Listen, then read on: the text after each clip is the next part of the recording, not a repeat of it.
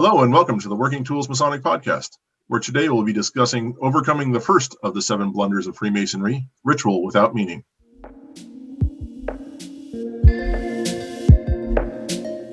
Ladies and gentlemen, brethren all, welcome to the Working Tools Podcast, a casual conversation around Freemasonry. First, it's important to note that our thoughts and opinions are our own and do not reflect those of our Grand Lodge or respective craft or concordant bodies. Please connect with us and ask questions via our website at theworkingtoolspodcast.com.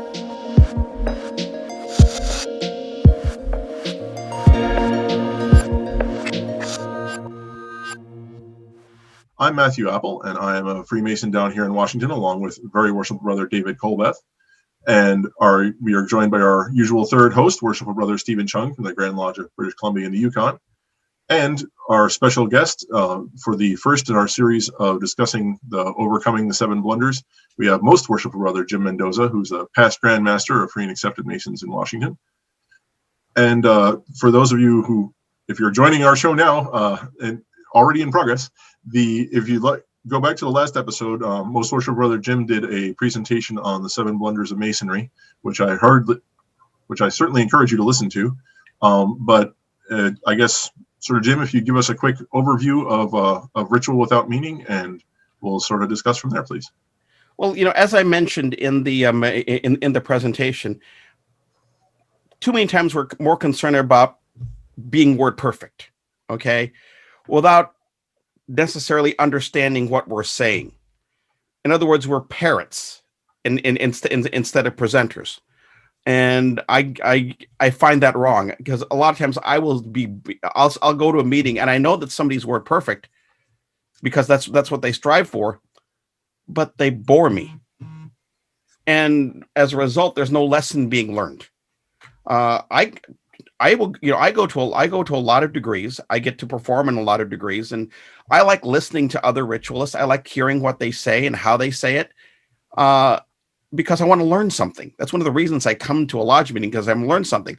But if you're just being 1 to 2 to 3 to 4 to 5, then guess what? I'm bored. I'm out. And again, the length of the piece to me is irrelevant. It's the quality of the piece. And I also mentioned earlier that one of the things that you can do is you can inspire people with this. I told the Dan Boren story. I mean, I just can't imagine somebody being so enamored with a lecture that they go home and learn their posting lecture and the lecture, and then come back and return it. That's incredible. Yeah, but to me now some people don't know the phrase posting lecture. Mm-hmm. And enlighten the listeners to what that is. Well, that's what we call it in my lodge, the posting lecture. Other people call it the long form obligation, or a prove up, Yes, up. Okay. Yeah, that's what they do. But just imagine, somebody doing that full posting lecture, and then saying, "Oh, by the way, I know the lecture of the degree too." So at 12-point font, that prove up in the work that's done in our lodge is 8 pages. That's about right. Yeah. Okay. And so for somebody to learn that and this extra lecture, that would be incredible. And again, it's all because that person was inspired by that. I got inspired to learn the lectures because, I got to listen to guys like Alden Sarmiento, who knows all the lectures. I got to listen to guys like Al Mungeon, who I think in the previous presentation I noted that he presents as if he's a Baptist minister who gets lost in his sermon, which again, it is amazing to watch what he does, and he also gets very animated.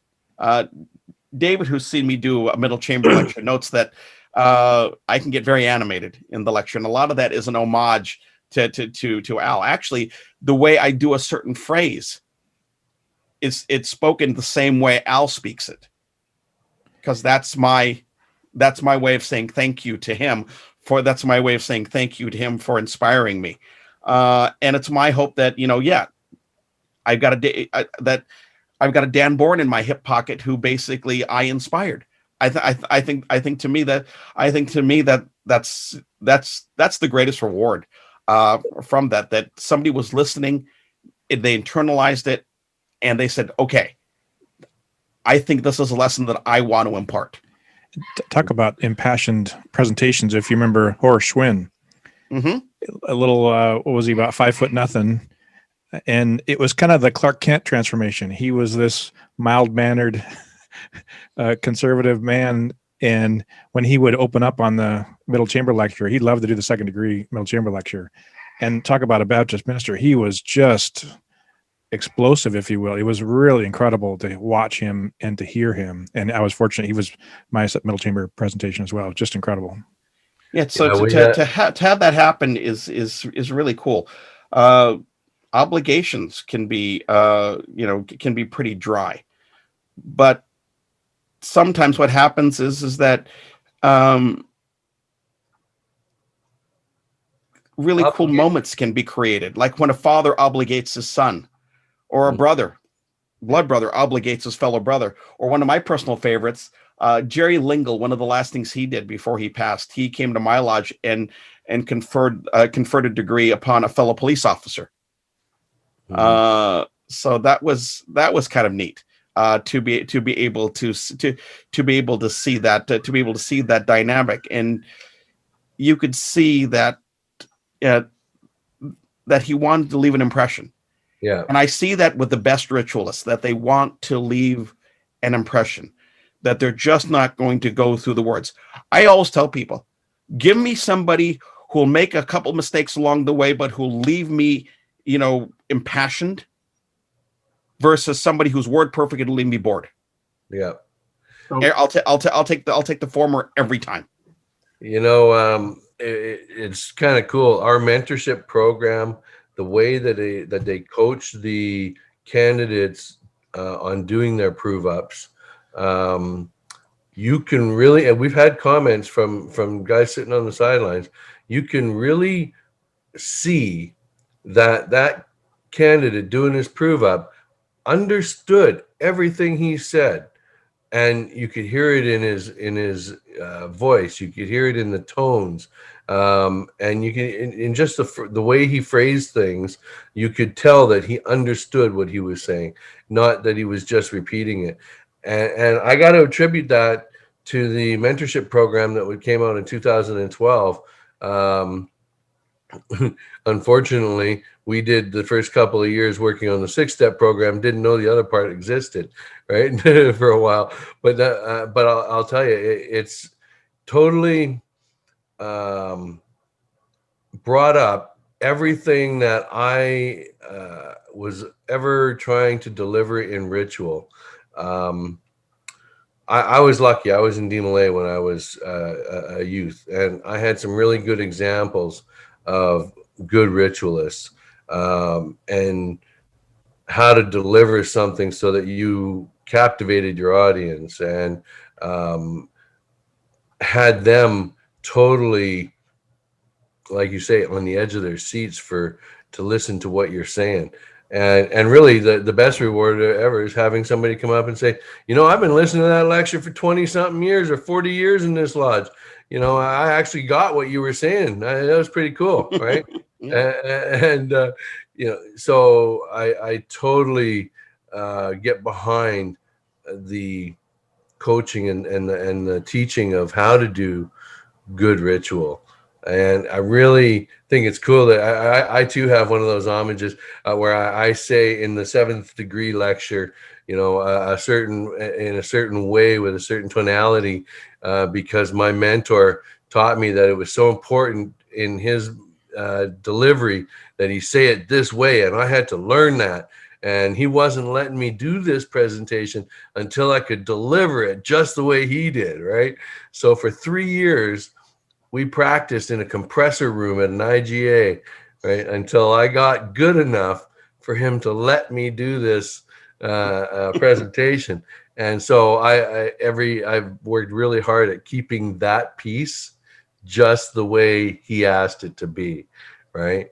But I've also worked on the rest of it slowing it down in my cadence and delivery so that I can really connect with the people I'm talking to.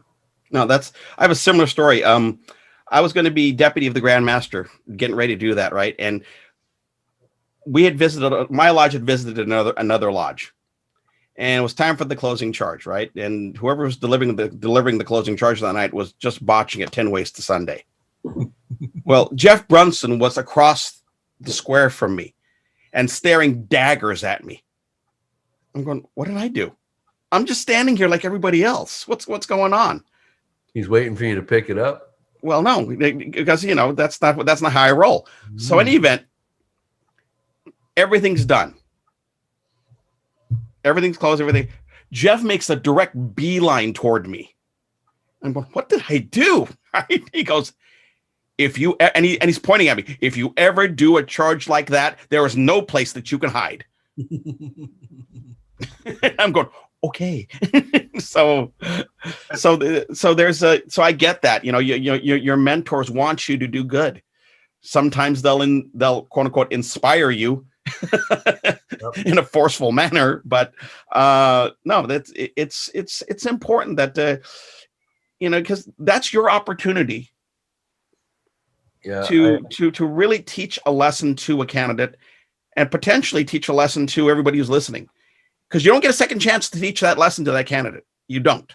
No. You may get another chance to teach it to the members of the lodge, but they may have already tuned you out because we know how he's going to do it, right? So they'll tune you out. Yeah. So I'll say so we've talked a lot about people being mentored by other Masons, and there's we were discussing this just a while ago in our district here. And, if your lodge doesn't have somebody who's a good ritualist or somebody who imparts this meaning and that sort of stuff, well, then, nobody in my lodge does that, so I'll never learn it kind of thing. Well, every lodge around here, at least, has a community college nearby or a high school drama department. Go over there and do lodge education and have a drama teacher come over to your lodge and say, they don't have to know the ritual, right? They can help you learn to act essentially the part, right? You're especially the third degree, the drama and that sort of stuff. People whatever chuckle or people ham it up or whatever, and sometimes it needs to be hammed up, but there are techniques that we can learn from outside of Masonry. It doesn't have to be one Mason handing it down to another. If you're looking for this knowledge, it's out there, in the real world that we can find.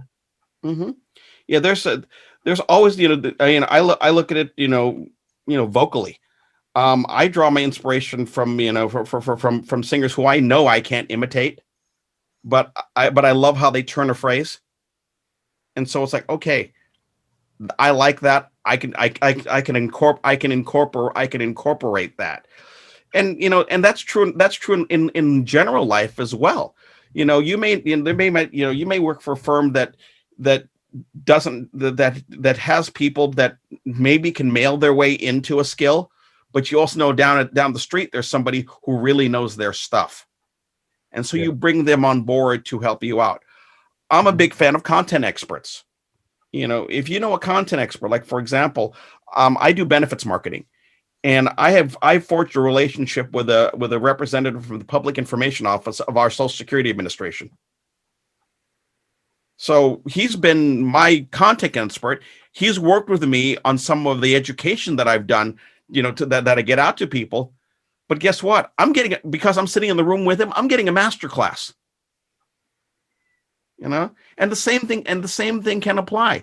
You can be with a performer, you can be with an instructor, and yes, you can get that. You can get that third party, if you will, instruction that maybe your lodge doesn't have. But even if there's people who believe that it should only be internal, you know what you do? Go down the street to the next lodge. Because if you don't have it in your lodge, you could probably find it. And, I mentioned in the previous one, I talked again, Al Mungeon. He's from a lodge in Ballard. Okay. And I'm in my lodge in Des Moines. It's great to listen to him. David mentioned Horace Swin. Horace Swin lived in Federal Way. David's lodge is in Auburn, about 20 minutes away. There's people out there.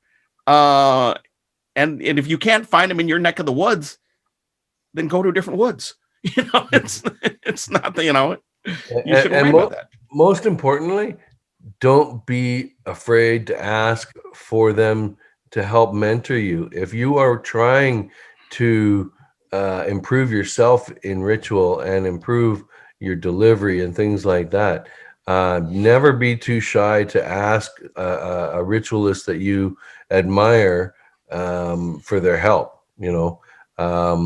The guy I saw do the address to the brethren he did it with such impact that I really I wanted to emulate it just like he did it. And it for a while there, I actually didn't think to ask him for help because he lived an hour and a half up the valley, 2 hours up the valley, and I didn't think he'd give me the help. And then when I asked him for the help, actually the funny thing was he only gave me piece of advice. He didn't really give me a lot of help in how to do it, right? Or in practicing it. He said, learn it, learn each word, understand what you're saying before you try to deliver it. And I think that's a very key point, learning what you're saying. There's many times that I'll trying to learn a new piece of ritual and I think I know what that word means, but I'm not 100% sure, or I want to bring that more meaning, that deeper meaning to that word and understand. And so I'll go to dictionary and other thesaurus and other works to try and find more answer, Mackey's and other areas to find the more of the meaning, the trueness behind that word. Then you can bring that emphasis to it. That's right. It's that it makes the difference in your delivery. So I got to thank Right Worshipful Brother Barry Tarr for giving me that piece of advice, because it's made me think about my delivery all along the whole way of a presentation of any of the lectures. So it can be an incredible thing. And it's amazing what you learn from people. I mean, even when it's great when you're doing a formal, not a formal way, but you ask people and they help you kind of thing. But I remember when I was master of Robert Burns, I did a degree to help out another lodge and as master, and I conferred the degree. And then someone else did the lecture afterwards. Very worshipful brother Kerry Cope did the lecture afterwards. And I had started doing one of the lectures and he was doing the first degree lecture, which I didn't know. But he, all the lectures I had ever gotten and all the ones I had ever done and all I'd ever seen were the candidate sitting in a chair and the guy delivering the lecture holding the pointer and pointing at the tracing board kind of thing. And and Kerry Cope got the guy by the arm and walked him around and said, and here you whatever, you knelt and whatever, and walked him around the lodge and basically recreated the degree with him, walking him around. And I was like, my jaw was on the floor. I never even thought of doing this. It's amazing just getting out and traveling around and seeing other people do things, break you out of your shell and your insular way we live sometimes. Well, there was this fellow in Princeton named Gary Kickbush, and he did the Fellowcraft lecture, both parts of it all combined in a fashion where he put himself in full costume, had a staff, and he walked the guy around. And that's a long lecture to begin with, and it was even longer, his version. But I'll tell you, it felt like it was done in half the time. And this guy had such a reputation that preceded him that people would travel a couple of hours just to come and hear him do it whenever he was going to do it somewhere, and not really even hear him do it, but to see him do it, because it was done just perfectly. And every candidate really got the best out of those lectures when they got it done through Gordon Kickbush, right? So pretty amazing stuff. The really cool thing is to actually know a few of these guys in the area and have gotten to appreciate the work that they've done. On a parallel note, beyond just making sure that you do your work right, is you've also got to control the room. And what I mean by that is you've got to have a clear policy. Like my lodge has a policy, no prompting. We have a no prompt rule in my lodge. I would rather somebody struggle to find a word that matches than to have 6 people give him the wrong word. Okay? Because what that does, that detracts from the whole experience. And you talk about the length of a lecture. You want to make any piece of ritual long? Start dealing with 6 or 7 prompters. And that's part of that ritual that, you want to take the meaning out of the ritual, throw in some prompters. Because that'll, in my viewpoint, that'll kill any performance. And I remember that there was one time that there was one Mason who there was one brother who attended my lodge and tried to prompt me. My hand went out, and he happened to be sitting next to another brother. He goes, "They don't do that here in this lodge, so don't do that." I just, that in my view, that's another way that you can create ritual without meeting. Because now at this point in time, once you get prompted 3 or 4 times, maybe 2, 3, 4 times by 6 different people, as a candidate, I don't know what to do. I'm out. Let me know when you all figure it out, and I'll come back. But it's, and as a presenter, your confidence wanes as well. Oh yeah. Yeah. And speaking of confidence, I think that some of the idea of presentation, we're talking about learning it and developing meaning and all these kind of things, but we haven't really touched on, and we don't have a lot of time here, but what it does, this whole idea of Masonry isn't just so you can get in front of a group of guys and start talking. It's and Jim alluded to a little bit that it helps you in your personal life and in your work life too. I was just talking with a brother. He was recently promoted, started a new job in the last few months and this last year, and was recently promoted to a managerial role. And he went in to deliver their first staff meeting, and they were all shocked at how good he was. And he attributed it directly to Masonry and how it all has taught him how to be a leader and how to run an agenda and have a meeting and all those kind of things. And so it was really interesting to hear him talk about that. And I've heard that many, many times. A lot of brothers would say, "Hey, David, I was very Masonic today." If they didn't show Highway 1 or didn't talk down to somebody or whatever. And so it really can manifest itself into your personal life and in your work life. It's true that, and one of the word byproducts of that is Mason speak shows up. It's not unusual for me at the office, by the way, when we have an office, is to say, "Well, I'm about to quit the sacred retreat of friendship and virtue," and just walk out the door. And people go, "Can't you just say goodbye?" I go, "I just did." But no, there is something. But there's really something about when you actually take the time to actually learn one of our pieces of work. When it becomes part of your DNA, it really forms you. It really does form you. You talk about today I was Masonic. Yeah, that's part of that. Part of that is, yes, I've developed the confidence to get in front of people. But the other part of it is, I'm teaching this person this lesson. How do I internalize it for myself? And it's a fascinating thing to see that. I still remember the and this, Steve, you'll appreciate this one. The guy didn't know I was a Mason, okay? But I was giving a presentation for a group, and a gentleman comes up to me afterwards and he says to me, "Did I just see a DMLA?"